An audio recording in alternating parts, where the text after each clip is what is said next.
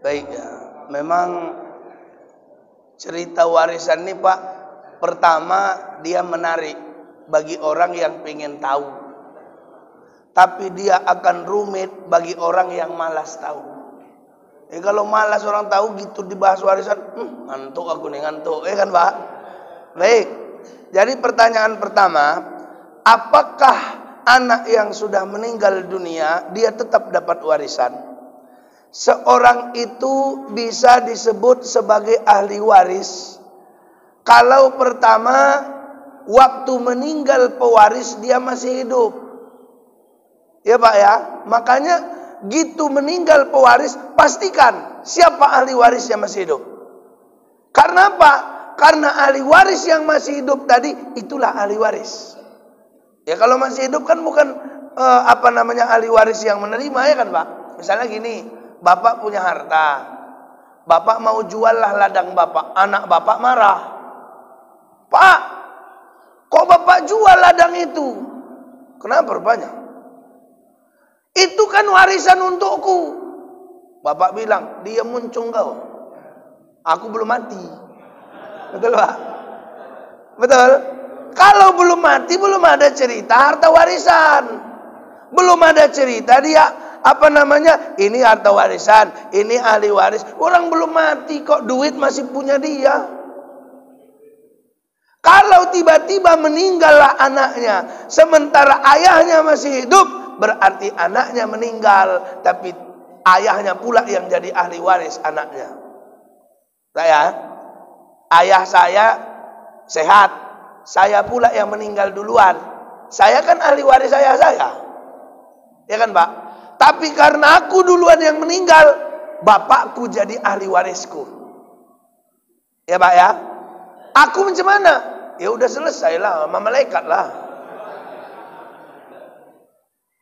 Jadi anak yang sudah meninggal, dia tidak lagi disebut sebagai ahli waris kalau dia lebih dulu meninggal daripada pewaris. Tapi banyak kasus di masyarakat gini. Anaknya ada yang meninggal, cucunya hidup, ya kan Pak? Iya kan? Anak meninggal, cucu ada. Gitu meninggal bapak ini, bagi warisan lah. Cucunya bilang, mintalah bagian bapakku. Ada kan kasus begitu kan? Ada kan? Ada.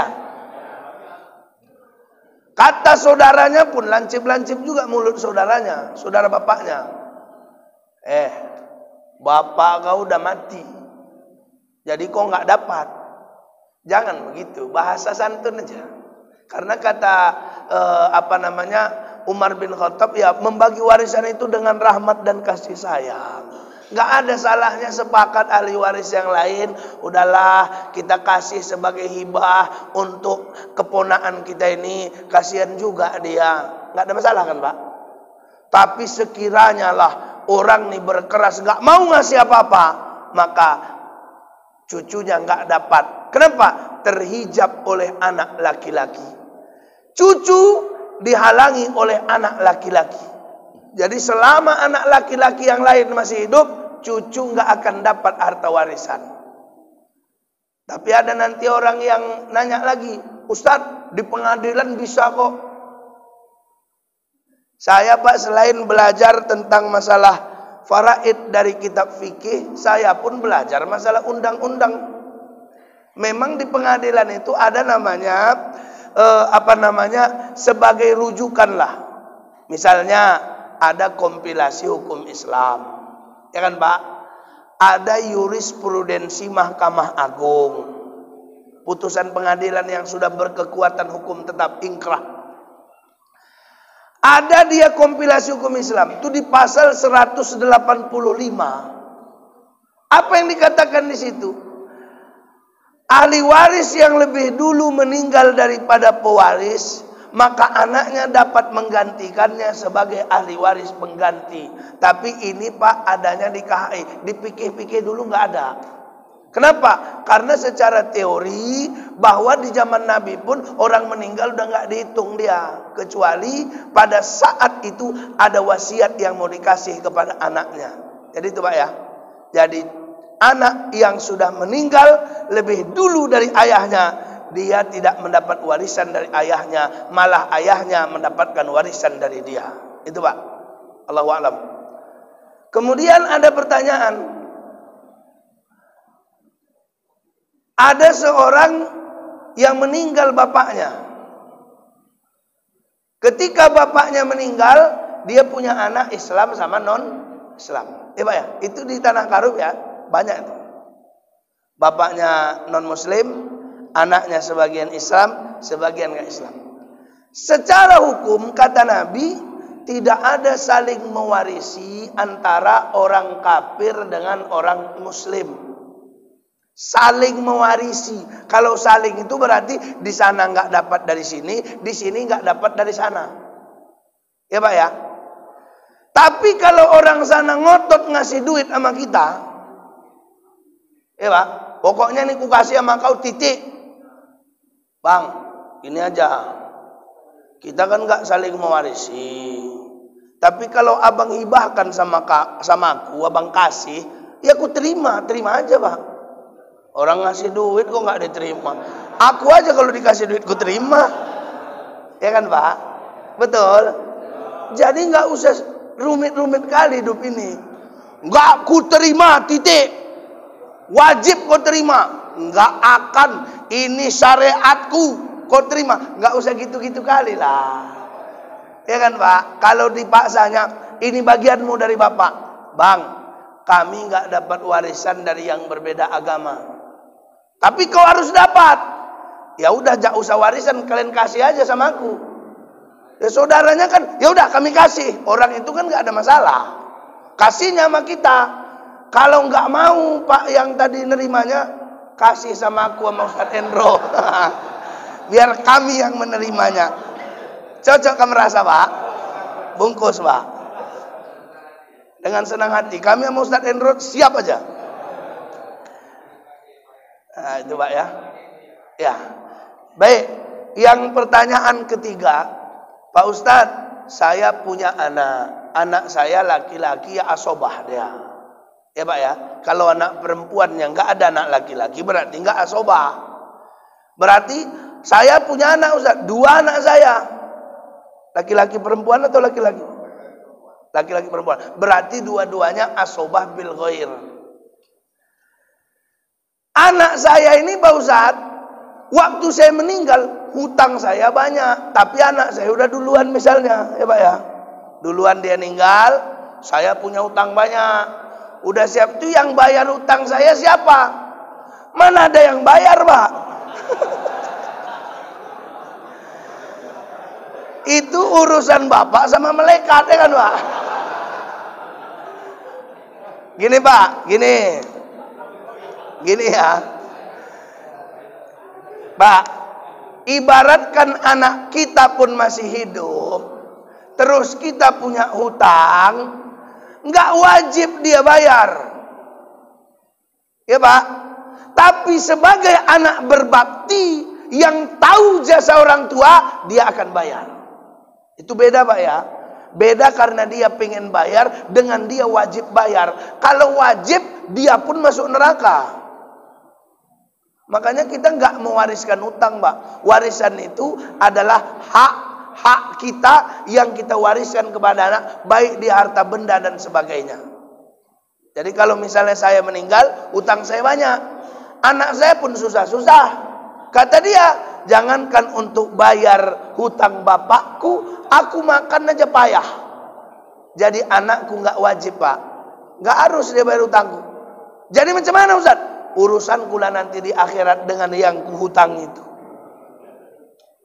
Makanya Bapak kalau ngutang-ngutang, ya siap-siapkanlah, minimal bisa bayar. Kalau nggak bisa bayar kali, ya sama yang punya utang kompromi lah. Kalau nanti aku meninggal, kok ikhlaskan ya. Kata yang punya utang, yang mengutangkan, kalau 10.000 ikhlas aku. Ini 50 juta Wak.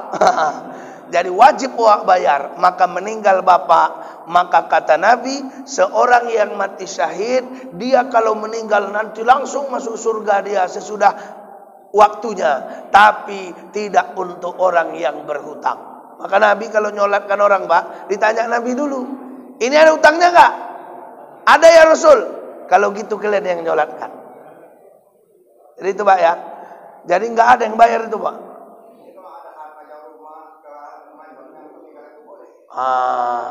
Itu dia yang mantap. Jangan mati enggak ada harta ya kan Pak.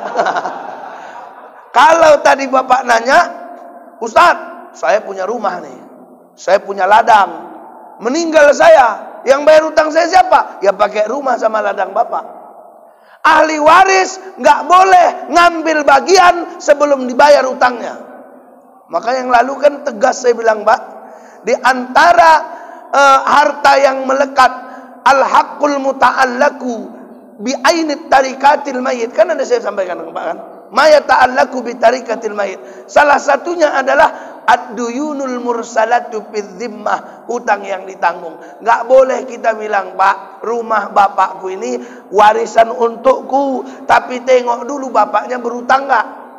Kalau berutang enggak ada harta warisan, bayar dulu. Ustadz, harga rumah 600 juta. Ya. Hutang bapak saya 599 juta 999.900 rupiah. Berarti harta warisnya cepek. Itu Pak ya. Jadi bayarkan dulu. Baik. Saya rasa 3 aja kan Pak. Aku pun mau ceramah lagi nih. Jadi baik. Kita tuh. Ya udahlah. Bonus Pak. Harga kawan ya kan Pak. Silakan Pak. Waalaikumsalam.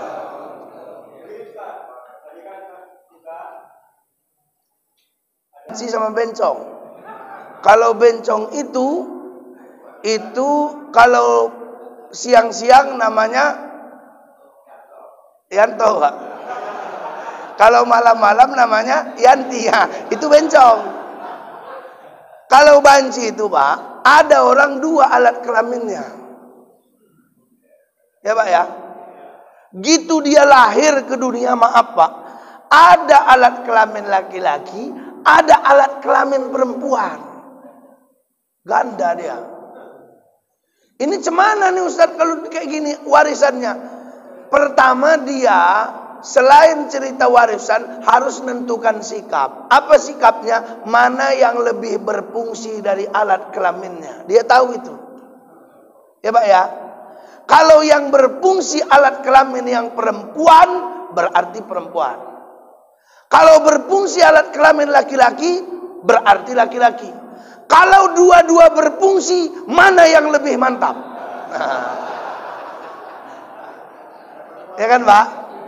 Dua-dua berfungsi, mana yang lebih condong ke situ?